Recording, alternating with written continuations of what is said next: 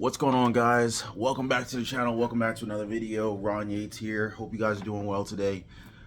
If you're stopping by the channel for the first time, do your boy a favor, go ahead and subscribe to the channel, and while you're at it, go ahead and smash the like button. Thank you guys in advance. So today I want you guys to be fully aware of what's happening in the economy. And you know, this channel is all about building wealth, increasing your income, increasing your net worth, and getting ahead, and not being under the thumb of the man. Talk a lot about investing, stock market, side hustles. Federal Reserve has made some big changes, but the Federal Reserve received some news today that I don't think that they were expecting. You see, the Federal Reserve has been raising interest rates for about a year and a half now, and their goal is to reduce inflation. One of the metrics that the Federal Reserve has been looking at in terms of whether or not they're going in the right direction is the CPI numbers needed to come down. We had CPI number of about somewhere in the ballpark of about 9% in the, I think it was July or August of 2022. And we've seen those CPI numbers decline quite a bit over the last several months. Now, inflation is still very, very high at this time, but a report came out today that likely shocked the Fed, and it definitely surprised the market. The report came out today was the unemployment report. Actually, it was a jobs report, and that jobs report was expecting about 180,000 jobs to be added. But what ended up happening is that roughly 250,000 jobs were added. So the Fed is likely not happy at all about this. And we just heard from Fed Chair Jerome Powell a few weeks ago. He indicated that, you know, they're bumping up interest rates by another 25 basis points. So now, you know, we've already seen multiple bank failures, multiple bank collapses, Silicon Valley Bank, SVB, First Republic Bank, Signature Bank. So the question is, you know, will the Fed raise interest rates again? Will they raise them more aggressively? Will they hold and pause interest rates? What are they going to do? And the thing is a lot of people don't understand why the Fed is raising interest rates to begin with. Like, why is that their action plan for saving the economy, or rather reducing inflation and adding strength to the US dollar? Well, borrowing costs affect a lot of people's decisions. And when the Fed raises interest rates, it affects the cost of borrowing money. It affects the cost of getting a loan and, you know, a mortgage, for example. It affects the cost of your credit card rates, which is why I'm always telling you guys to pay off these high interest credit cards. Now, don't get me wrong, I use credit cards for almost everything I can, but I have a strategy for why I do that. And it's not just so I'm building my credit score. You know, my credit score is well over 800, close to 850 if it's not 850. I don't need to build more credit, but I leverage credit cards for a number of different reasons, including, you know, free trips. We just took a trip to New York. I only paid like $200 for this trip. The trip, you know, covered me and my family, hotel, airfare. You know, I spent like $200 on that. But I have strategies in place. I got another trip planned for later in about a couple months or so. We're not paying for that, you know. Credit cards are paying for that. Anyway, people carrying credit card balances are getting wiped out. And we've been talking about, sorry about the neighbor's dog. We've been talking about the cost of food going up, obviously impacted by inflation, gas prices, automobile prices, although we know that the automobile industry is about to collapse. Those car prices are about to come down real hard. Not to mention, man, I don't want to go into a tangent. All right, let me get back. So interest rates affect the price of borrowing money. It affects the cost of borrowing money. So let's just say you went out and tried to buy a house in 2020, let's just say the beginning of 2022, literally 1 year ago, and you compare the price of, you know, what that mortgage would have cost you. Let's just say a $500,000 house in 2022, you could have gotten an interest rate of about 3%. That house mortgage payment hypothetically would cost you, I don't know, $3,500 a month. Now, you go out and buy that same $500,000 house today, that house will likely cost you about $4,500, $4,800 per month. Why? Same house, same price. Your interest rate is higher. And that interest rate is going to make your mortgage, your minimum mortgage payment, your mortgage payment either higher or lower, depending upon if the interest rate has gone up or it has gone down. Now, of course, you don't have to just pay your minimum mortgage payment. I've done that on another property where, because some people ask, should I do a 15-year mortgage? Should I do a 30-year fixed rate mortgage? It's entirely up to you. Me personally, I would pay a little bit more insurance, or I would pay a little bit higher interest rate to have a 30-year fixed rate mortgage versus having a slightly discounted mortgage rate and going with a 15-year. And the reason being is I want my minimum payments as low as possible. That way I have the option to choose to pay minimum payment or throw a little extra and pay that debt off faster. But with a low interest rate, fixed rate interest rate on a mortgage, there's really minimal incentive for me to want to hurry up and pay the thing off, especially when I'm taking that same money and making way more than the amount of interest I'm paying on it. So just, you know, basic math. Why hurry up and pay off a 3% interest rate when you're making 8% on that money elsewhere? You know what I'm saying? It's almost like, why use a 3% coupon when you have an 8% coupon in your pocket? Like, anyway, so that's my perspective on that. But here's the thing, Americans are getting wiped out. And I just got off the phone with my mortgage company, and the reason why is I saw 2 missed calls today on my phone. And when I received those calls, I was busy. I was tied up. I couldn't take the call at the time. So I ended up giving the call. Actually, I ended up looking at the missed call phone numbers, and they were unfamiliar, but they were 800 numbers. So I Googled those 800 numbers, and I found out, oh, it was my mortgage company. So I went to the mortgage company's website and called them from that number, not from the number that called me, just for the sake of safety. You know what I'm saying? Like with identity theft and scammers out there, you got to be careful. So I called my bank directly, and I said, hey, I missed a call from you guys, actually 2 calls. Any reason why you guys were trying to reach me?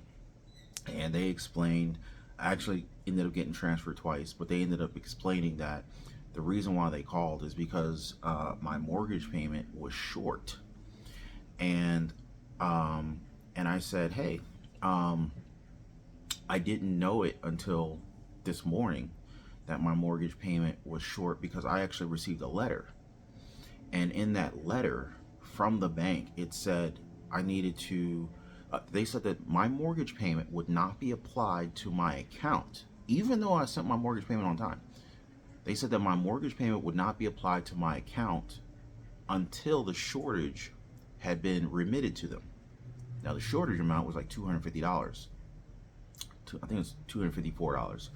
So, you know, this morning I went in, you know, bill pay and sent the difference, $254 into them. So they should get that on the 9th. I think, yeah, the 9th. So I called, you know, so I basically explained to them, hey, I didn't realize that my mortgage payment had gone up. In the letter, I don't remember seeing the details on why it went up. Maybe the details were in there, but I just kind of glanced at it. I saw the difference. I logged into my bank, sent the payment, went about my business because I was busy. I didn't really have the time to look at all the details. So anyway, I'm talking to the bank or the mortgage representative, and they're telling me why it went up. Because I asked, I was like, hey, you know, first of all, since the difference is on its way to you, am I gonna be late? I don't want to be charged any kind of late fees.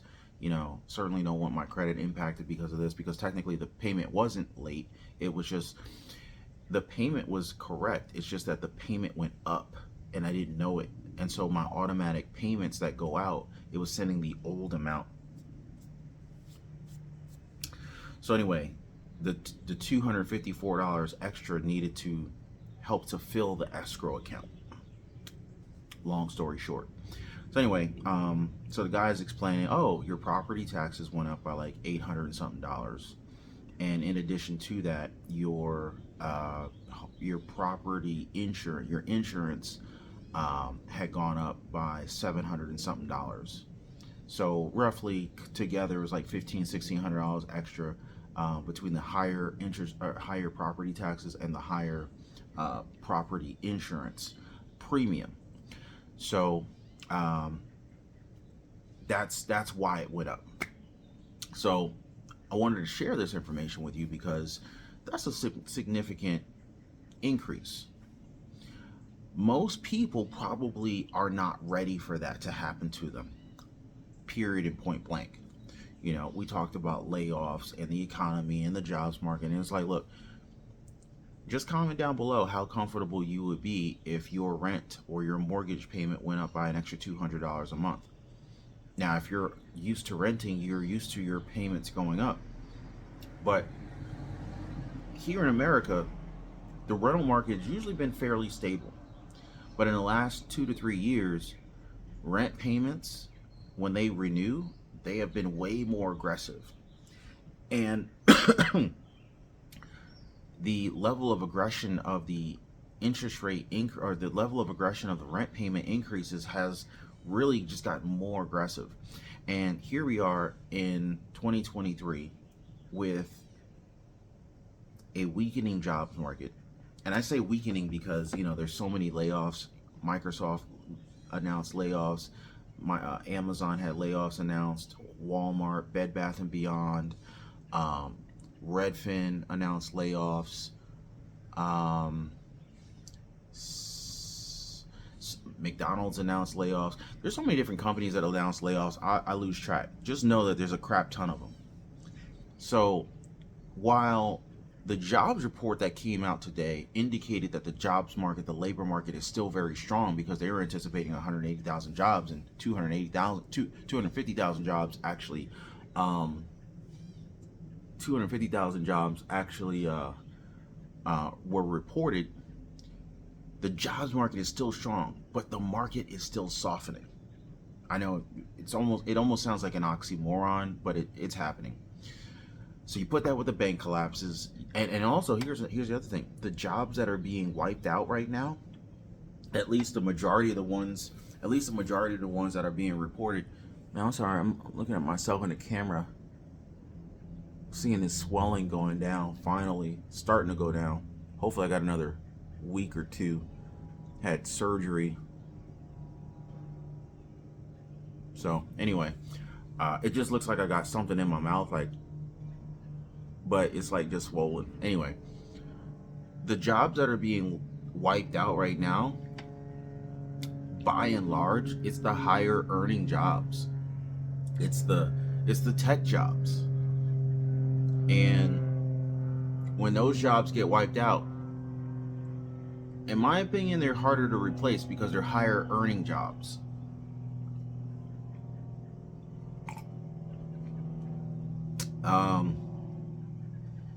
So when you got that many jobs being wiped out that are high earning jobs, those are the people who are doing a lot of spending. Those are the people who have a high spending capacity. It's going to have an impact on the market. It's going to have an impact on that real estate market wherever those jobs are concentrated. A lot of people aren't going to be able to continue to make mortgage payments unless they're able to land new jobs quickly. So, yeah. So I guess what I'm saying is, you know, we have to go back to the basics. What I share with you guys on this channel is always focus on growing your income.